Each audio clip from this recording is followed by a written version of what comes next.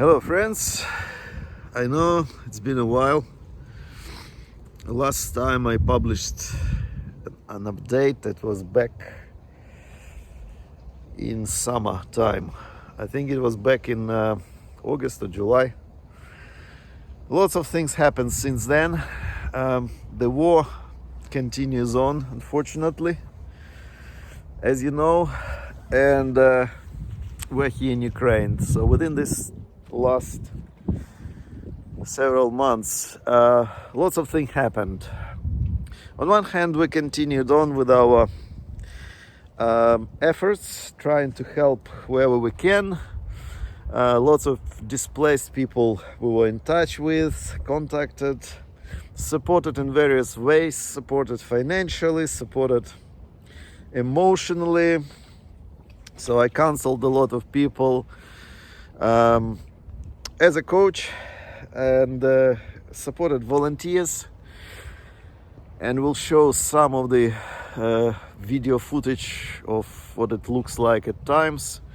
Lately we had COVID, and it took us almost more than 1 month to actually recover. It's a dreadful thing. I don't wish this to anyone, not enemy, not a friend. But life goes on.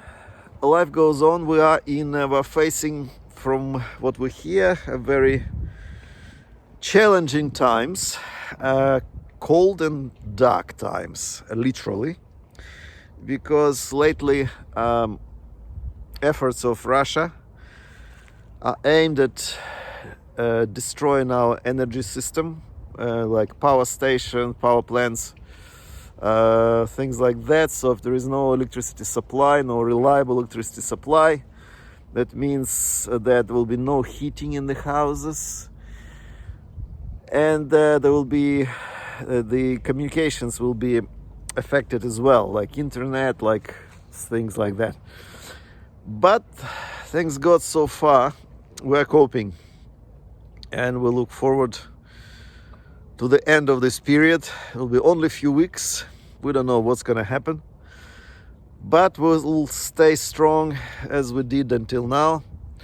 And thank you for your support, for your moral support, for your financial support to those. You know who you are, friends. You asked me not to publish your names, so I'm not mentioning any names.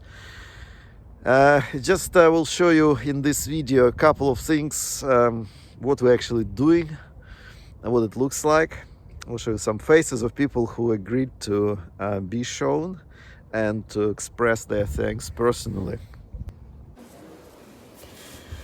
This story started when we became aware of this young family, mom, dad, and their little son Vova, who survived the horror of Mariupol and managed to get out of there and came to live to our city Dnipro without nothing.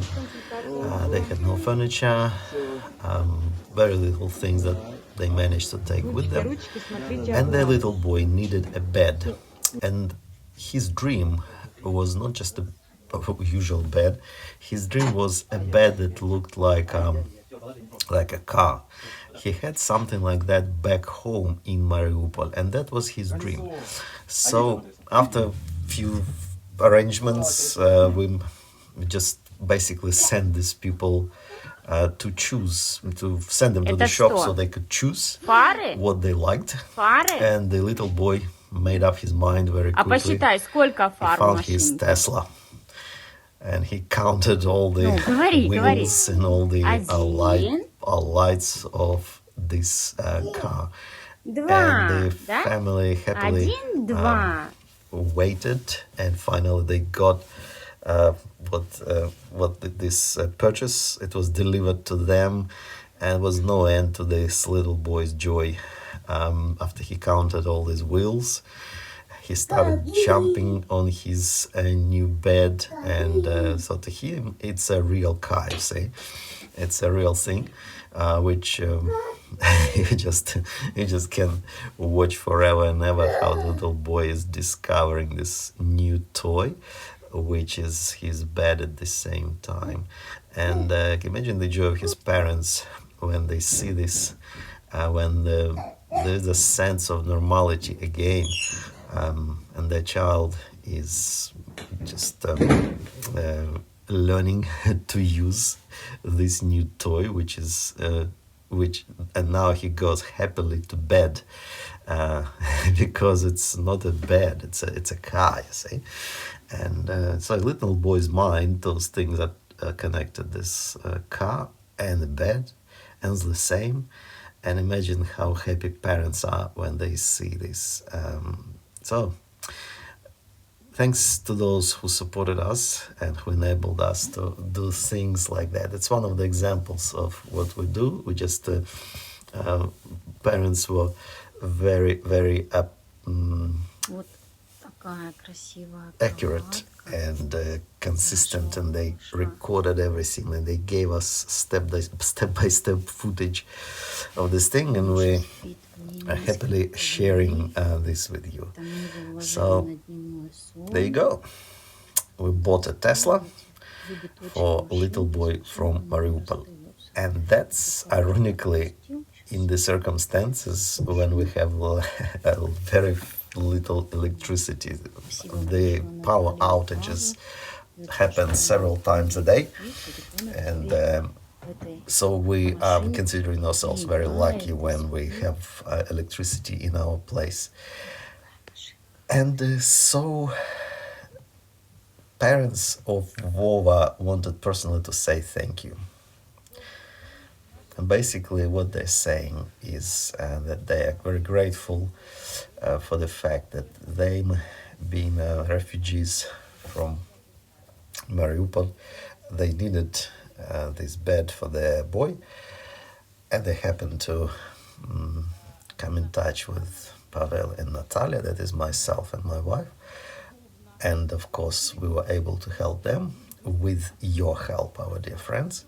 And these people, they simply address us as those who help them, but you know the whole truth.